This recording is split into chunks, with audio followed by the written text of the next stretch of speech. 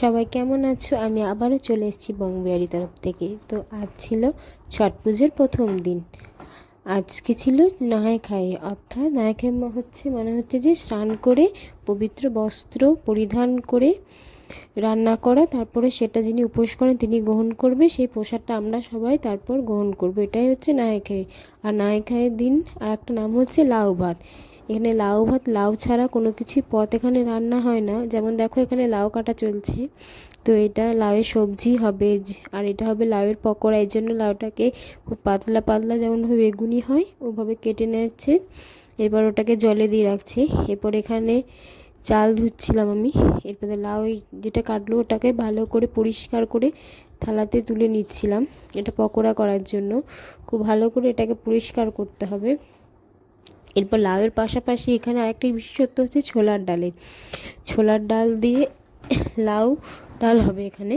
তো সেই জন্য আমি ছোলার ডালটাকে খুব ভালো করে ধুয়ে নিচ্ছিলাম। আর ছোলার ডালে যে লাউটা দেওয়া হবে ওটাও কেটে নিয়েছিল। এরপর ওটাও জলে দিয়ে দিলাম। তো তোমরা এখানে দেখতে পাচ্ছ আমি এখানে লাউটাকে ভালো করে ডালের সাথে মিক্স করে এরপর যেগুলো মশলাগুলো লাগে, যেমন আমরা দৈনন্দিন জীবনে যে মশলাগুলো লাগে, যেমন হচ্ছে তেজপাতা, নুন, হলুদ, এছাড়া আরও কিছু কিছু মশলা দিয়ে এখানে মিক্স করে নিচ্ছিলাম আমি এখানে। তো আমার মিক্স করতে করতে তোমরাও দেখো এটা কিভাবে লাউ ভাতটা হয়।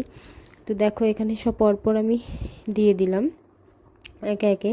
তো এরপর প্রেশার কুকারে ঢাকনাটা লাগিয়ে গ্যাসে এটাকে চাপিয়ে দিলাম কিছুক্ষণের জন্য। এবার যতক্ষণ এটা হচ্ছে তার পাশাপাশি আমি আরও কিছু কিছু যেগুলো তরকারির জন্য হয় সেগুলো প্রস্তুতি নিচ্ছিলাম। তো এখানে কড়াইয়ে লাউয়ের তরকারি করার জন্য তেল দেওয়া হলো, এরপর লাউটাকে দেওয়া হলো, আর যা যা মশলা লাগে ওগুলোকেও দেওয়া হলো, এবার ওটাকে সেদ্ধ করতে দেওয়া হলো। এরপর তাছাড়াও লাউয়ের তরকারির সাথে সাথে ডালের সাথে সাথে আরও কিছু রান্না হচ্ছিলো, যেমন ফুলকপি আলু, সেটাও এখানে হচ্ছে। তার পাশাপাশি রুটি হয়েছিল জলখাবারের জন্য। এরপর ভাতের চাল দেওয়ার জন্য চালটাকে খুব সুন্দরভাবে ধুয়ে দিলাম। আর এই দিন আতপ চালের ভাত খেতে হয় আর খুব সুন্দর লাগে সেটা খেতে।